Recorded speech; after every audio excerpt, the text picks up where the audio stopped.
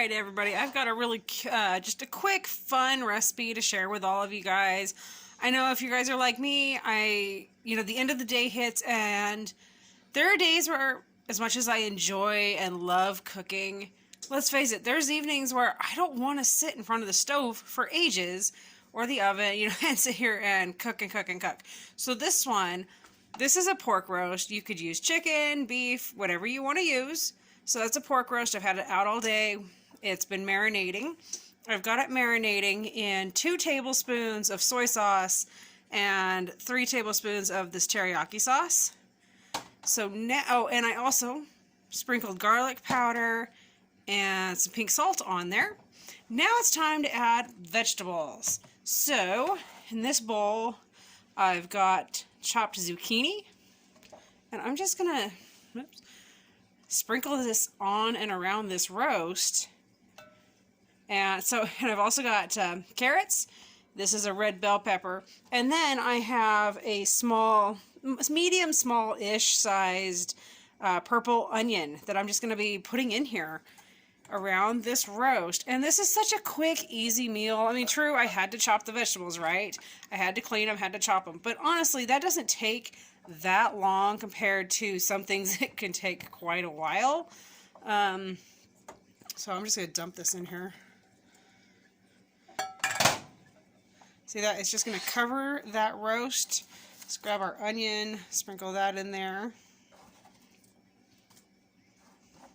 Yeah, I love these recipes that I can share with you guys. I know that many of you, you're working, you've got a farm, you've got a homestead, you've got the 9 to 5, you've got the kids, or you're raising grandbabies, things like that. So I love being able to share with you guys some recipes that you guys can take and use, make them your own. I love hearing from people when they're like, hey, have you ever tried it this way? And oh my gosh, like that would be amazing.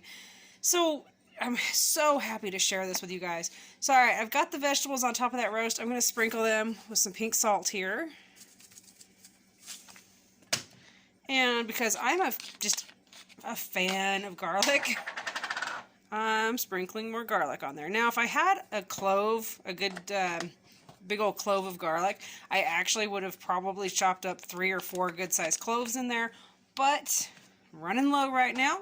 And then I'm just going to take my teriyaki sauce, open this, and sprinkle that on there.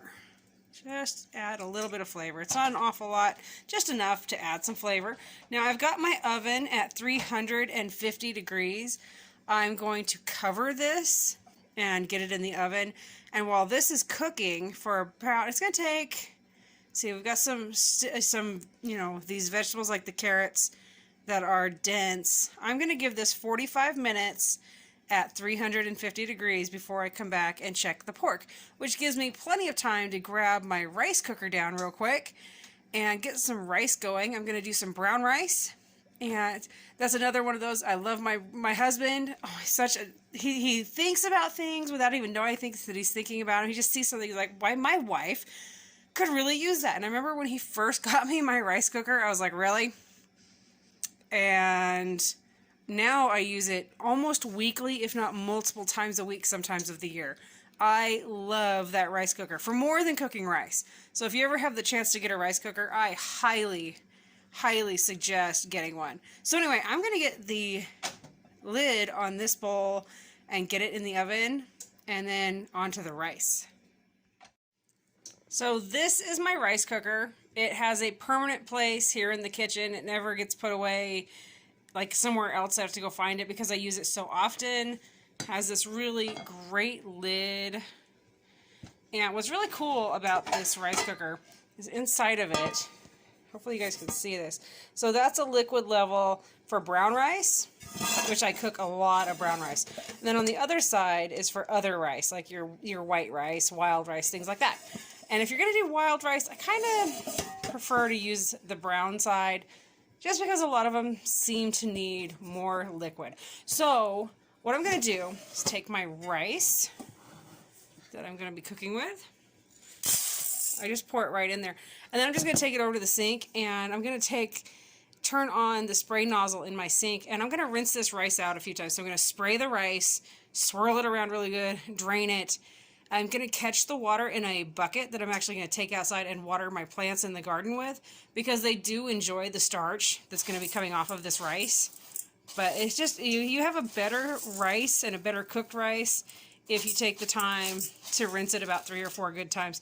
If you're using white rice, I highly recommend that you rinse it until it's not very cloudy. And trust me, if you rinse it, you will see the difference. Like the first time you ever really wash rice, you will be surprised at just how cloudy it is, especially the white rice. This is what the rice looks like. You can see some cloudiness to it. This is, I literally just swirled it and put the first water in there, and it's got some cloudiness to it. And if there's any bits of like the chafe that comes off of the rice seeds, it kind of helps get rid of that. So I'm going to rinse this a couple times, and then I'll show you what it looks like after it's been rinsed about 4 times. This is my rice, and the lighting in here is just terrible, you guys, so I apologize. But this is my rice after, well, there, the camera is just a little bit better. This is the rice after 4 rinses. It's still got some cloudiness to it, which you're going to have. It's rice. But it's definitely clearer than when I started. So I've got it set on the brown rice side right there, and I need to add a little bit more liquid because it should be at the 4. So, because I'm doing 2 cups of brown rice and I need 4 cups of water. So I'll top it off just a little bit and then put it in the rice cooker. So there we go. I got that topped off, put that in there. I'm going to plug this in. Back over here. So it automatically comes on at warm. This unit is a few years old, so I don't know if the new ones do that automatically or not, or if they can, you can tell it to turn on. I kind of really honestly wish I could tell it when I want it to turn on, but it is what it is. So then just tell it to cook. While I'm waiting for it to warm up, I am going to get some soy sauce and some teriyaki sauce and put it in there just so it cooks in with the flavor. And then something else that I do is I actually add a tablespoon of butter, and then I will show you what I do next. So I added 1 tablespoon of soy sauce and 1 tablespoon of teriyaki sauce, and then the tablespoon of butter. And also, I forgot to mention earlier when I was rinsing out the rice, I didn't tell you guys what temperature of water. And honestly, I've rinsed rice with hot water, warm water, and cold water. It never seems to be a big difference, but usually I use kind of like lukewarm middle type water or cold, just because if I need to reach in there to pull something out, like a weird seed or something, it's not fun when the water's super hot. So that's why I don't rinse with really, really hot water. So now I actually am going to add some celery and green onion to this because I think it's going to help the flavor. I mean, I'm kind of doing an Oriental-ish style dish tonight.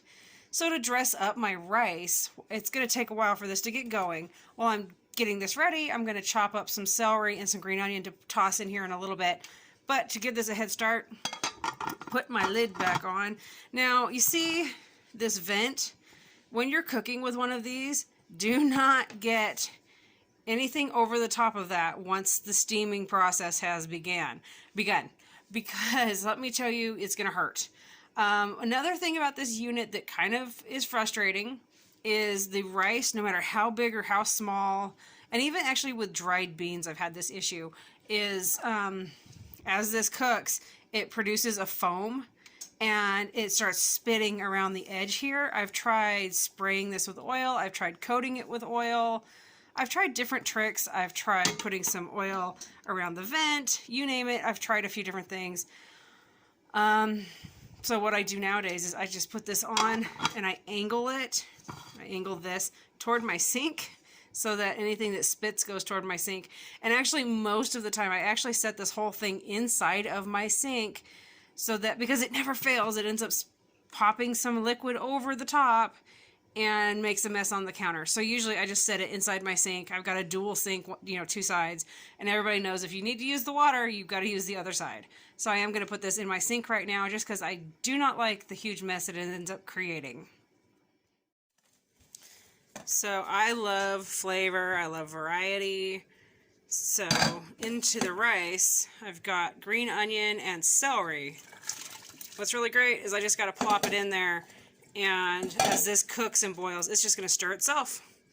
It's just going to make an amazing tasting rice to go with that pork and vegetables for tonight's dinner. Dinner is done and it's gorgeous. Look at the colors. The carrots are pretty soft. Pork is done. Look at this rice. It's going to be so good. Pretty easy dinner.